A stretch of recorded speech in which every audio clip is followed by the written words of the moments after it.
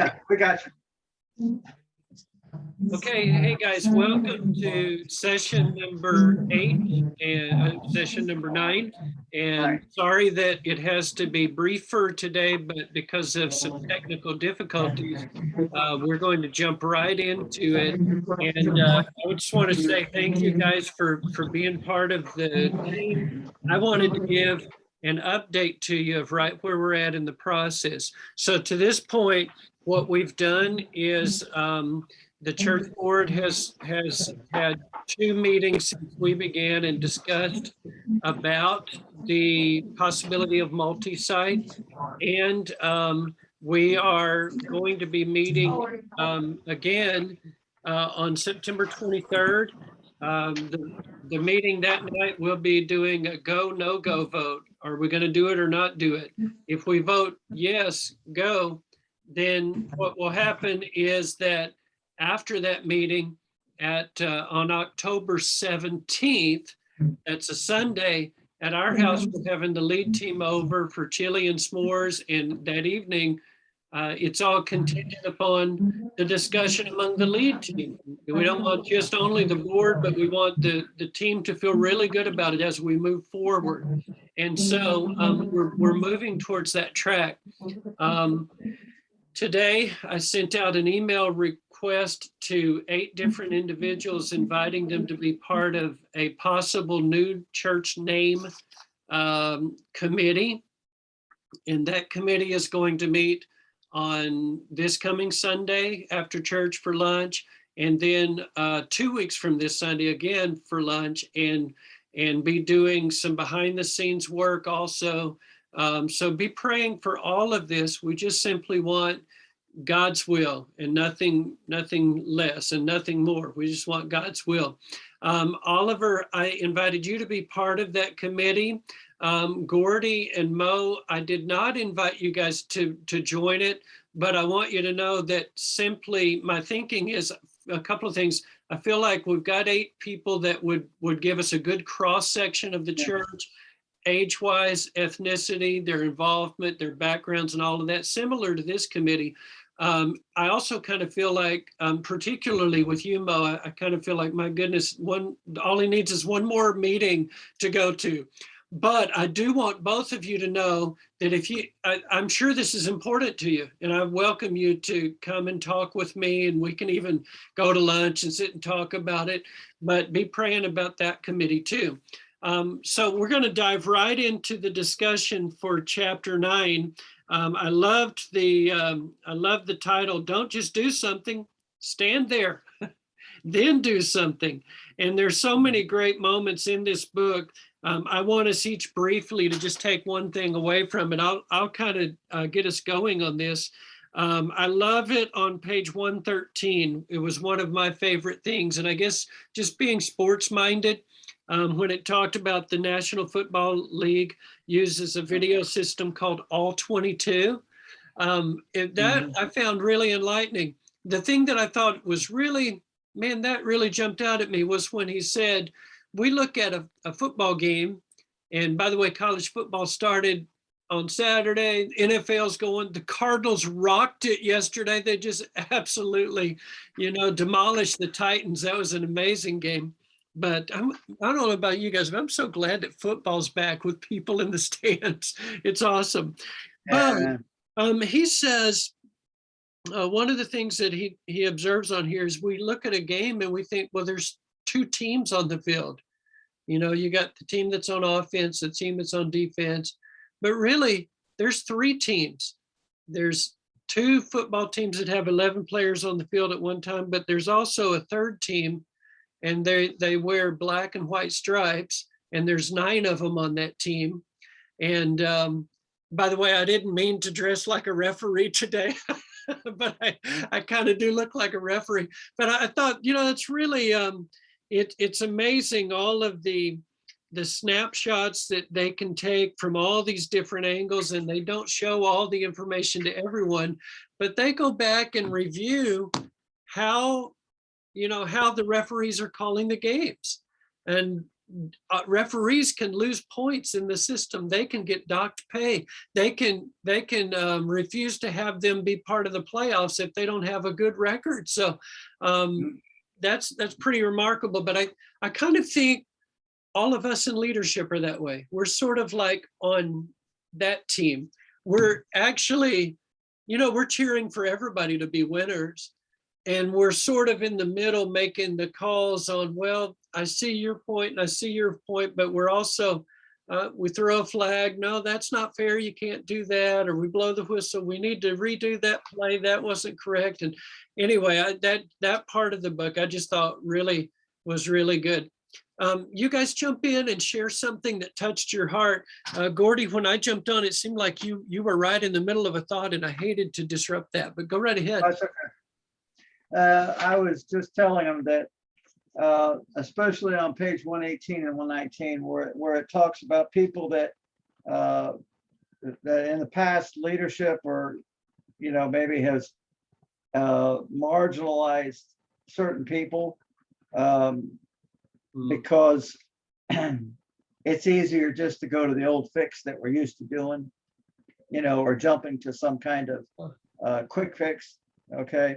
But, he's saying that the voices of women, ethnic minorities, lay people, the young, the elderly, the poor, the less educated, the new members, the non-members. And then he said, whatever the voice is that we're not hearing is the one that needs to be heard. And, yeah, it's hearing people as broadly as possible.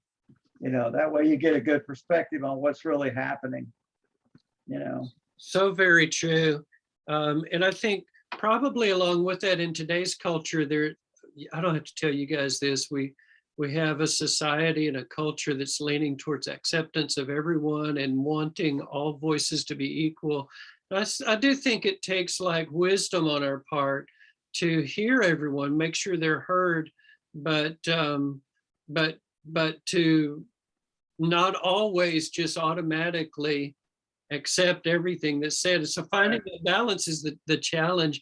But I bet you we really have folks in our congregation, for instance, that don't get heard enough. Maybe their voice isn't heard enough. And that's such a good point, Gordy.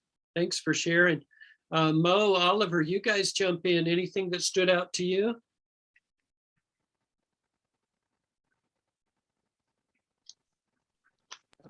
Hey, yes, can you hear me? Yes, Mo. Perfect. Yeah, just real quick, 111, doctors don't want to prescribe medicine that he or she has not, done a proper diagnosis with, and basically saying leaders need to be the same way. And he talks about that circle there of observing, interpretation and interventions and how they kind of work together. And then just real quick, I love that boxed reorientation. Leadership in the past meant coming up with solutions. Today, it's about learning how to ask new questions that we have been too scared or too busy or maybe even too proud to ask. So those stood out to me. All of this is really good stuff. I think we've been doing that over the last several weeks. But man, that's what stood out to me. Well, that's really good. Learning to ask the questions that need to be asked. I love what I'm hearing. Learning to hear the voices, Gordy, like you mentioned, learning to hear the voices that really don't have the platform or the stage, learning to listen for that, and learning to ask the questions that need to be asked. What else could you add in there, Oliver?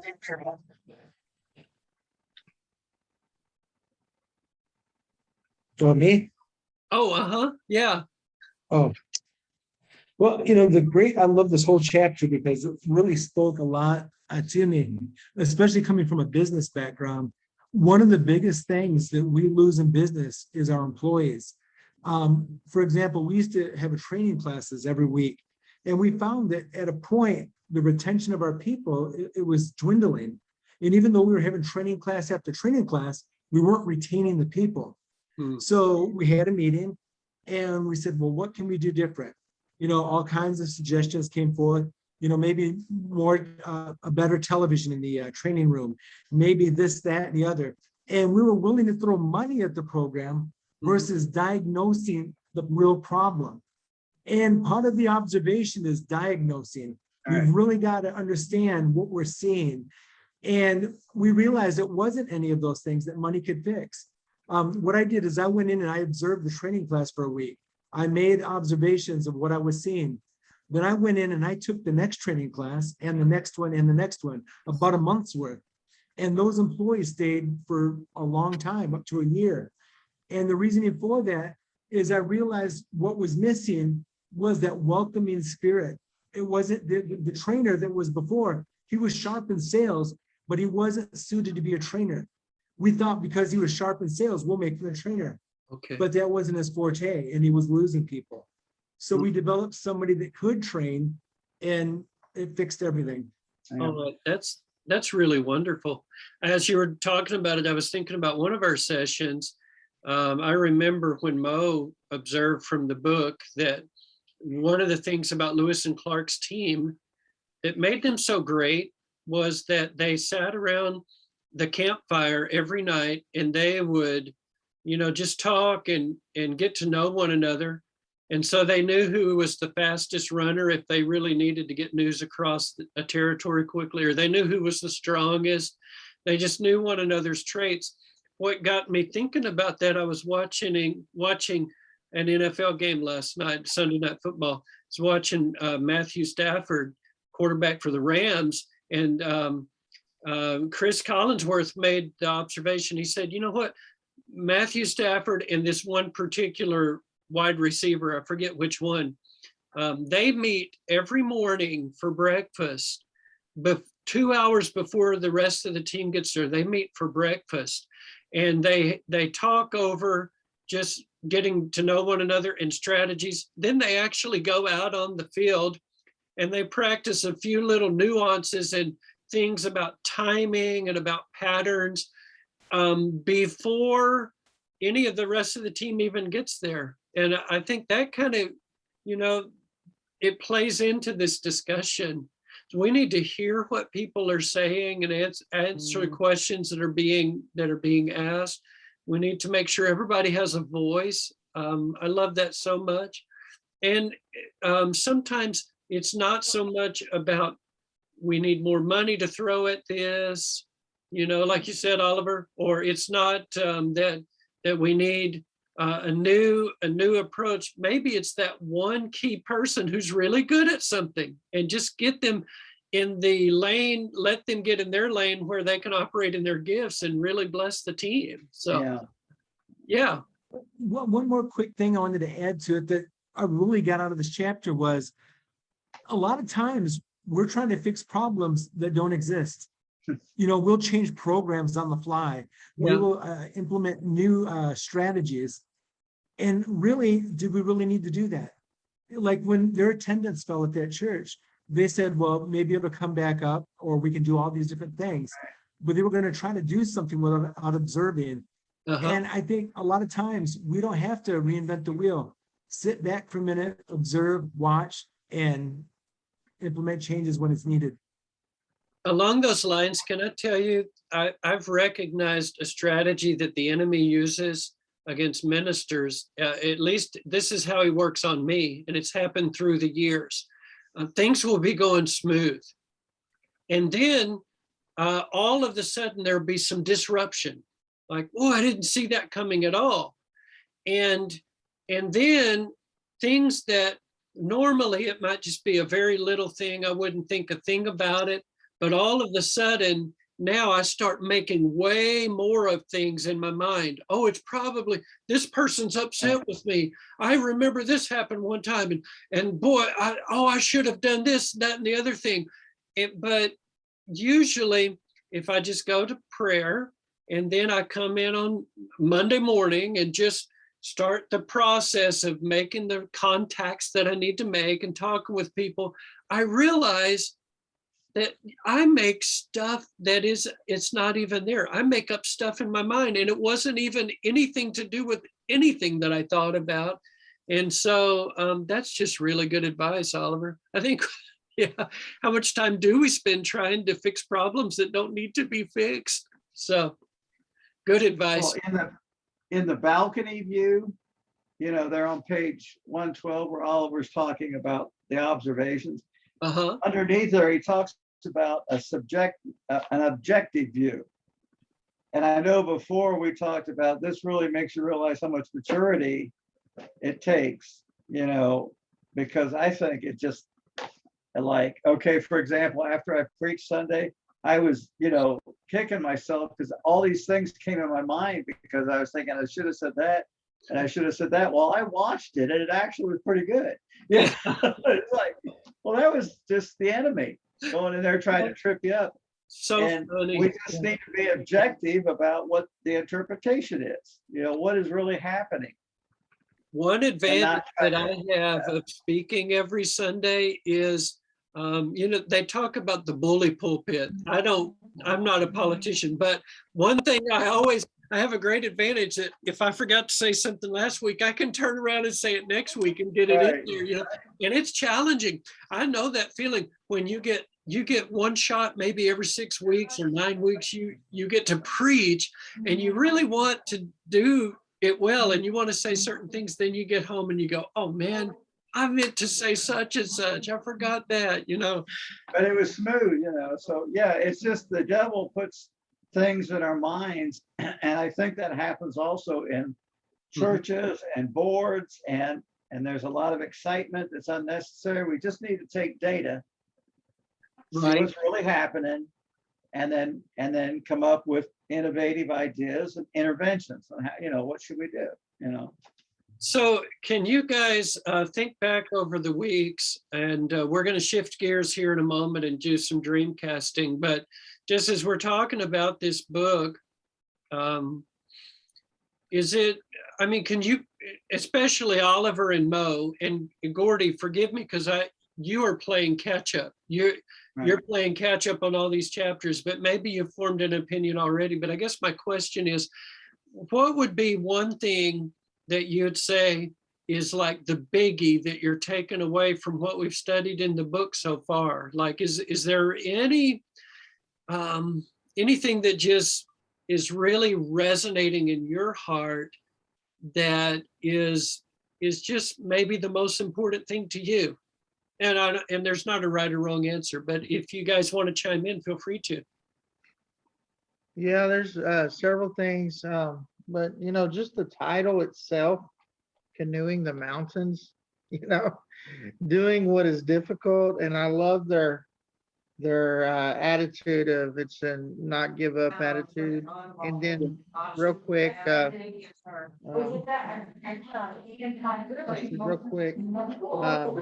I remember Moneyball, Right. and he was telling them that, basically, guys, you got to look at this differently. We got to look at this a new way, and that was such a cool thing. There's been a lot of neat things in here that have stood out. Why are we doing Youth Sunday again? Just because it was familiar, and Right, so there were right. several, Yeah. Well, things. I'm excited about, the days ahead and what the Lord has in store for us. Did you guys want to chime in? Yeah, the one thing that I get out of this book the most is the congruency of leadership. When there's harmony in that leadership and they have the same vision, everything will take care of itself. If they didn't have that at the very set, they would never have left St. Louis. Oh, yeah. Yeah, so good. And man, that's really important. I thank God for our team because honestly, we're blessed with mindsets that, I feel like we have people that don't need to be stroked, don't need to be, it's not about me. It's just about the team. It's about the kingdom. And I think that's invaluable. Gordy, did you have anything you want to throw in the mix before we change gears? Just like when they got to the head of the Missouri River, okay, where the spring was, and they thought that once they went over that hill, that it was going to be downhill to the Pacific Ocean. But what they faced was the Rockies, and they cut up their canoes Yeah. and they adapt it. So, I mean, we might not necessarily have the Rockies in front of us, but there is a change in culture. Yeah. And, whatever we have to do to adapt, praise God, just adapt and get that data, get that information, how look at what really is reality. Because I mean, I wrestle with all this time because we have preconceived ideas about ministry, about people, about what should be done, but what is really reality? And I talked to you a little bit about my sons and my grandchildren and Right. stuff. Right. What is really real, and then when we find that out, then we can address it in an effective manner, Mhm. Yeah, that was a powerful moment in the book for me too. Just the realization that it's not at all what it looked like to me or what I anticipated. It's a different ball game. Well, you guys, I'm going to use the remainder of our time. We've got 6 minutes left to talk about the possibility of a name change for the church. Next week, when we come back, I want to prompt you that I think we need to spend some quality time discussing if we go through with this and we do launch another location, what does hospitality look like? Like I was just thinking of this yesterday. People come in our lobby. There's coffee waiting for them. There's a bottle of water. And I can't imagine us doing the new church without that same thing. But I know that we can do it. We can supply it. But there again, that's another element to, I mean, I guess there's all kinds of things that I keep thinking, oh man, we're adding new layers of responsibility. And that team, if we do in fact end up needing a setup and tear down crew, if we go that route, there's quite a bit involved. And so I want you to be thinking through that as we go into next week. Just one little other thing before we talk about church names. Oliver got me in contact with the commercial real estate individual from their real estate organization. And I appreciate Oliver's approach on it. He's trying to just step back and not be involved in it and keep an arm's length because he has a vested interest in this. And so he's just being a pure man of integrity about business. And I appreciate that a lot. But Jason and I have had a good discussion already. He was supposed to get back with me today, later this afternoon, with some possibilities. He has not yet, but I think he understands what it is we're trying to do and he's on the lookout. And so I'll keep you guys posted on that if anything develops. Regarding the church name change, this is basically a review of what I shared back in May at the initial meeting. The reason that I feel strongly we should change names is that we want to grow with our city, and the entire city is Buckeye. But Buckeye First Assembly doesn't translate well to multiple locations around the city. Buckeye, in the initial stages, will be the hub, the sender. But to me, there's a conflict in name if it's called Buckeye in multiple different locations. I'm wanting instead to target the planned communities, Tartesso, Verado, Douglas Ranch, so forth like that. So, and then also the word first is a chronological word that doesn't kind of make sense. And it also is dated in a sense. So it can't be first if it's at 6 different places. And so that's sort of the mentality behind it. Mm-hmm. And so the criteria that I'm hoping we will accomplish is a name that rolls off the tongue easily, 1, 2 syllables, maybe 3. and that we'll always keep, this is what I've shared with our church board, I always want to keep a strong identity with the Assemblies of God. The AG logo will be on the sign. The words Assemblies of God will be on the sign. With that in mind, we've launched a committee that will meet twice and have more responsibilities. I'm going to share the screen with you, and I'm just going to breeze through this so fast that it'll probably make your head spin. But these are just 12 different or 10 different, I don't remember, names that don't,